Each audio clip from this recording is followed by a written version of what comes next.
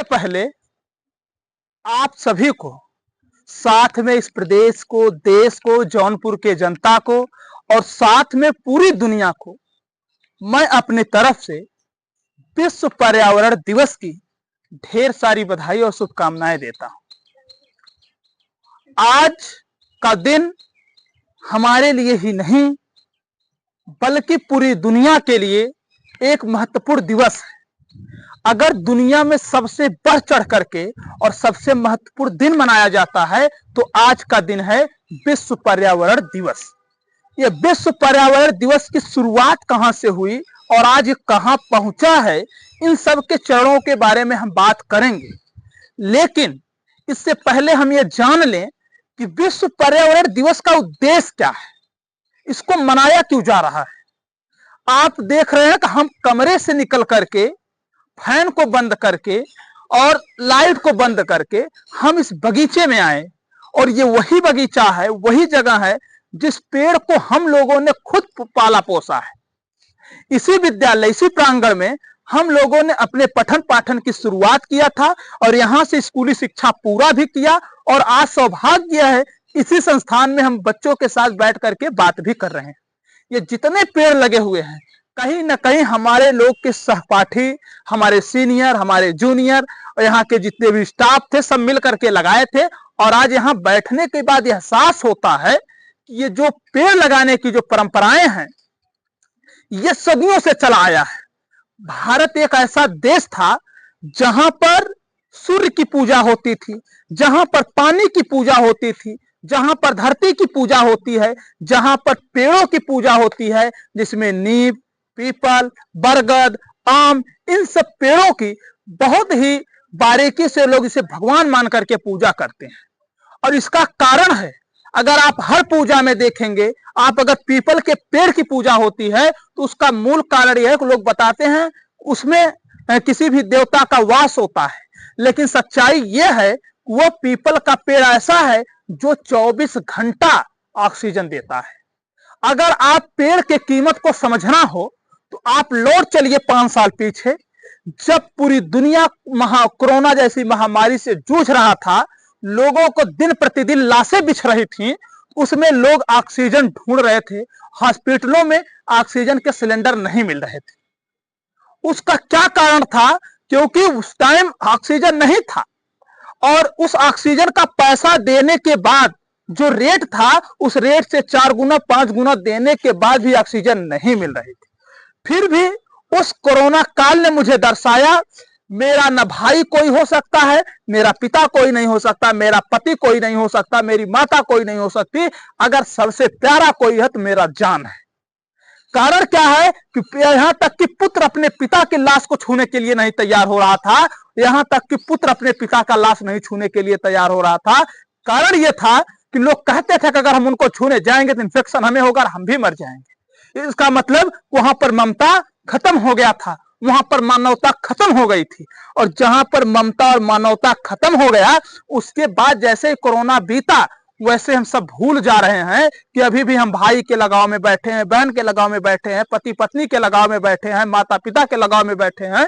जब अंतिम संकट आता है तो प्रकृति ने हमारा साथ दिया है। और प्रकृति में आपने साक्षात देखा होगा कि जहां जहां लोगों ने पेड़ को काटा था, जिसने अपनी पुश्तैनी जमीनें बेच करके बाहर कमाने चले गए थे, उस कोविड काल में लोग पैदल चल करके बड़ी उस टाइम आप जो है ये देखे होंगे कि लोग मुंबई से पैदल चले आए, लोग दिल्ली से पैदल चले आए। कारण ये था कि लोगों को अपनी धरती प्यारी हो गई थी, अपना मिट्टी प्यारा हो गया था, अपने पेड़ पौधे प्यारे हो गए थे। क्योंकि आप बड़ी बड़ी बिल्डिंग में एसी तभी तक लगा कर रह सकते हैं जब तक प्रकृति आपके अनुकूल है। जैसे ही प्रकृति आपके प्रतिकूल होगा वैसे ही समस्याएं आपके सामने विकट हो जाएंगी। तो इसका मतलब यह है कि पेड़ का महत्व हमें उस टाइम समझ में आया जब कोरोना काल आया था। एहसास कर रहे हैं? नहीं, आप लोग एहसास कर रहे हैं। अब इसके बाद जब बात हो रही है विश्व पर्यावरण क्या कह रहा है, विश्व पर्यावरण दिवस हम लोगों को बताया पर्यावरण क्या है। तो पर्यावरण का जो शाब्दिक अर्थ है परिधन आवरण। परि का मतलब होता है चारों ओर और आवरण का मतलब होता है ढका हुआ। मतलब हमारे चारों ओर जितने सजीव और निर्जीव सभी प्रकार की वस्तुएं हैं, उन सबका जो एक आवरण बना हुआ है, हम उसी को कहते हैं पर्यावरण। तो आज पर्यावरण दिवस है, 5 जून है। तो हर देश आज लगभग 150 से अधिक देश इसको उत्साह के साथ मना रहे हैं और हर वर्ष अलग अलग थीम होता है। सबसे पहले 1972 के स्वीडन एक देश था जहां पर विश्व संयुक्त राष्ट्र सम्मेलन हुआ था। सभी देश के लोग वहां इकट्ठा हुए थे और इकट्ठा हो करके उन्होंने क्या किया था कि इस पर एक समूह बनाया और जो विश्व में तमाम संकटें आ रही हैं, पेड़ को लेकर के, पृथ्वी को लेकर के, उसके बाद मानव को लेकर के, सभी प्रजातियों के लिए, उन संकट से निपटने के लिए अपनी ग्रह बचाओ, क्योंकि वे ग्रह पर रहते हैं। वह ग्रह कौन सा है? पृथ्वी है। और पृथ्वी ग्रह पर हम रहते हैं। पृथ्वी ग्रह को बचाने के लिए, पृथ्वी ग्रह तभी बच पाएगा जब यहाँ पर हवा होगा, जब यहाँ पर पानी होगी, जब यहाँ पर स्वच्छता होगा और जब यहाँ पर हमें जीवन जीने के लिए अनुकूल वातावरण मिल पाएगा। जैसे हम लोग यहाँ पर बैठे हैं बिना पंखे का, बिना एसी का, तो हमें ऐसा एहसास नहीं हो रहा कि हम पंखे एसी में नहीं है। एकदम नेचुरल एयर हमारे पास है और इससे हमें यह एहसास हो रहा है कि हम कहाँ बैठे हैं। ठीक, अब सुनिए, 1972 में स्वीडन में संयुक्त राष्ट्र सम्मेलन हुआ था, जहां पर प्रतिवर्ष 5 जून को विश्व पर्यावरण दिवस मनाना शुरुआत किया गया था और हर देश प्रतिवर्ष अपना जो है मेजबानी करता था। 2018 में भारत भी मेजबानी किया था। तो हर वर्ष एक थीम आती है कि किस पे हमें काम करना है। तो जो 2018 में थीम था, प्लास्टिक को हराना है। क्या था? प्लास्टिक को हराना है। जो प्लास्टिक प्रदूषण था, क्या था? कौन सा प्रदूषण था? प्लास्टिक प्रदूषण को हराने का जो थीम था, 2018 में भारत मेजबानी किया था। लेकिन 2025 में जो मेजबानी कर रहा है वो कोरिया गणराज्य कर रहा है। और कोरिया गणराज्य कर रहा, आज की जो थीम है, ये करंट में भी प्रश्न पूछता है कि जो है 2025 में विश्व पर्यावरण दिवस का क्या थीम था, कौन सा देश इसका मेजबानी किया था?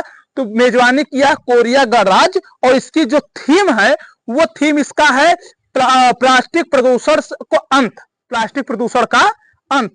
मतलब कि जो प्लास्टिक प्रदूषण हो रहे हैं उसका क्या करना है? अब समाप्त कर देना है। 2047 तक पूरी तरीके से प्लास्टिक प्रदूषण समाप्त हो जाएगा।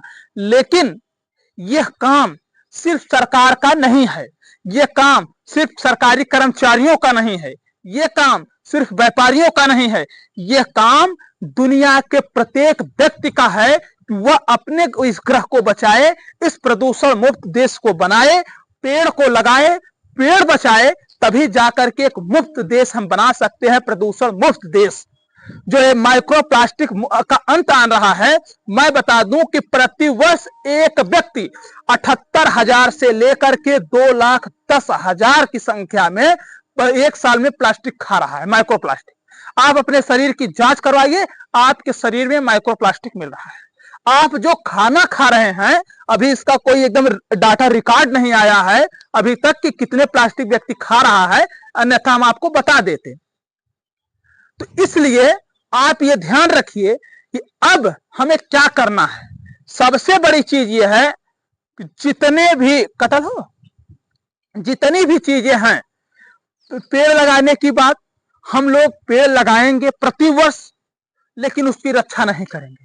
आप देखते हो, वर्ष आप अपने जन्मदिन पर लगभग 500 से 600 रुपए का केक ला करके काटते हैं, सब व्यक्ति काटता है। उस दिन अगर आप 500-600 का केक ना ला करके आप मात्र 20 से 25 रुपए का एक पेड़ लाइए और लगा दीजिए हर जन्मदिन पर, और उस पेड़ का पालन पोषण करिए। और कहीं जब आप जिस पेड़ पर लगाइए, आप जिस जन्मदिन पर, जैसे 18वां 19वां 20वां जो भी लगा, जैसे केक पर आप चिपकाते हैं कि हमारा 19वां साल है, 10वां साल है, ऐसे ही आप हर पेड़ पर एक बोर्ड लगा दीजिए कि मैं अपने इस जन्मदिन पर ये पेड़ लगाया था। आप देखिएगा आपकी उम्र बहुत होगी, 25 साल, 50 साल, 60 साल, 65 साल, 70 साल। आप अपने जीवन काल में अगर 70 पेड़ लगा देंगे तो आज के मरने के बाद आपकी आने वाली 10 पीढ़ी उस पेड़ का लाभ लेगा और आपके नाम को अच्छे से याद करेगा। जरूर नहीं कि आप अपने ही मकान पे लगाइए, आप रोड के किनारे अपने अगल बगल लगा सकते हैं, उसका देखभाल करेंगे, हमारा ये पर्यावरण जो है कि बहुत संतुलित रहेगा। आज जिस प्रकार से वैज्ञानिक बढ़ोतरी हो रही है, आधुनिकीकरण हो रहा है, पेड़ को काट करके बड़ी बड़ी बिल्डिंगें बना ली जा रही हैं, एसी बड़ी बड़ी लगा दिए जा रहे हैं, जैसे ही आप एसी से बाहर निकलते हैं मौसम आपके प्रतिकूल हो जाता है और आप बीमार हो जाते हैं। इसलिए मैं आपसे नहीं, मैं स्वयं प्रण लिया हूं और मैं आप सबसे अनुरोध करता हूं, इस देश के एक एक नागरिकों से अनुरोध करता हूं, मेरी असली कमाई वही होगी, मेरी असली लड़ाई वही है जब हमारा पर्यावरण सुरक्षित होगा। क्योंकि मेरा जो सब्जेक्ट है वो ज्योग्राफी है, और ज्योग्राफी विषय बताता है कि जो भी व्यक्ति अगर अपने पर्यावरण से, अपने पृथ्वी से प्रेम नहीं करता, वो विद्यार्थी हो ही नहीं सकता भूगोल का। इसलिए मैं आप सबसे अनुरोध करता हूं, आप पेड़ लगाएंगे, और आज आप अपने अपने घर जाकर के एक पेड़ जरूर लगाएंगे, जिद करके पेड़ को मंगाएंगे। आप अगल बगल ऐसे जगह से पेड़ उखाड़ लेंगे जो एकदम ऐसे जगह जो पेड़ बड़ा होने की संभावना नहीं है।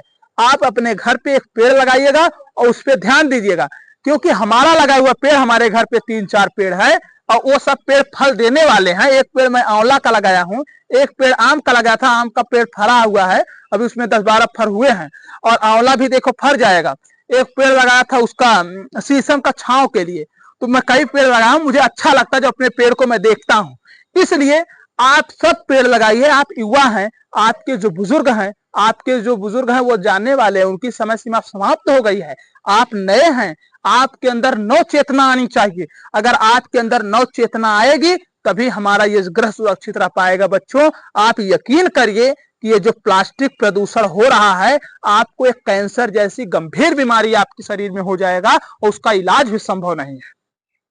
अगर आपको अपना जीवन प्यारा है तो आप 2 काम करिए, पेड़ लगाइए और पानी को बचाइए। जो अंडरग्राउंड वाटर है ये जल्दी समाप्त होने वाला है। 2035 तक ये जो देश है जल संकट से बहुत अधिक जूझेगा, ये मेरी दावा है। क्योंकि प्रोफेसर शंभू सर ने कहा था, जो हमारे गुरु हैं, उन्होंने ये बात कहा है कि 2035 तक सरकार एक नीति बना देगी और उस नीति में हर व्यक्ति से 1400 रुपए पर मंथ लिया जाएगा पानी के लिए।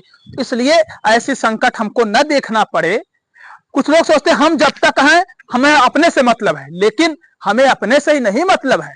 हम लोग पढ़ाते हैं सतत पोषणी विकास, जिसमें अपने आने वाले पीढ़ी के लिए भी हमको अपना संसाधन सुरक्षित करना है।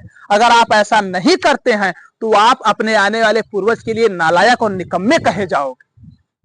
जैसे आज लोग कहते हैं ना, जैसे अभी किसी का जमीन 2-4 बीघा है और हमारे पास नहीं है, तो हम कहते हैं कि उस सस्ताई में हमारे दादाजी ये जगह नहीं लिखा है, कितने निकम्मे रहे होंगे। तो आने वाली पीढ़ी हमारी जमीन नहीं देखेगी, जो पानी के लिए तरसेगा और किताबों में पढ़ेगा कि हमारे पूर्वज पानी बहाते थे, तो कहेगा कितने मूर्ख थे, कितने बुद्धिहीन थे, कितने बेहुदा थे, जिनको ये नहीं पता था कि आने वाली पीढ़ी करेगा क्या। इसलिए अगर आप अपने एक अच्छे पूर्वज बनना चाहते हैं, आने वाली पीढ़ी के लिए एक आइडियस बनना चाहते हैं, तो आप पेड़ को लगाइए, पानी को बचाइए, अन्यथा वो आपको गाली देंगे बच्चों। और ये बात मैं जानता हूं कि आपके बच्चे आपको गाली देंगे, क्योंकि जो आप उनके लिए कुछ करेंगे ही नहीं। इसलिए आज के लिए इतना ही। आपको विश्व पर्यावरण दिवस की मैं पुनः हार्दिक बधाई और अभिनंदन देता हूं, और मैं ये आपसे अनुरोध करता हूं, मैं अपनी संस्था के तरफ से, अपने समस्त स्टाफ के तरफ से, हम अपने समस्त उन चाहने वाले लोगों के तरफ से हम अनुरोध करते हैं। मैं अपने सभी चाहने वाले लोगों से भी कहते हैं, आप मेरे एक अनुरोध पर एक पेड़ जरूर लगाइएगा, और पेड़ लगा करके आप उसका स्टोरी भी लगाइएगा और लोगों से कहिएगा कि आप भी पेड़ लगाइए। क्योंकि हम लोग एक बहुत बड़ा महोत्सव आने वाले समय मनाएंगे और अपने पेड़ों को विजिट भी करेंगे। इसलिए आज के लिए इतना ही। आप सभी को बहुत बहुत धन्यवाद। फिर मिलते हैं हम नए सिरा के साथ और आपको बताएंगे कैसे हम पर्यावरण को संरक्षित कर सकते हैं। बहुत बहुत धन्यवाद।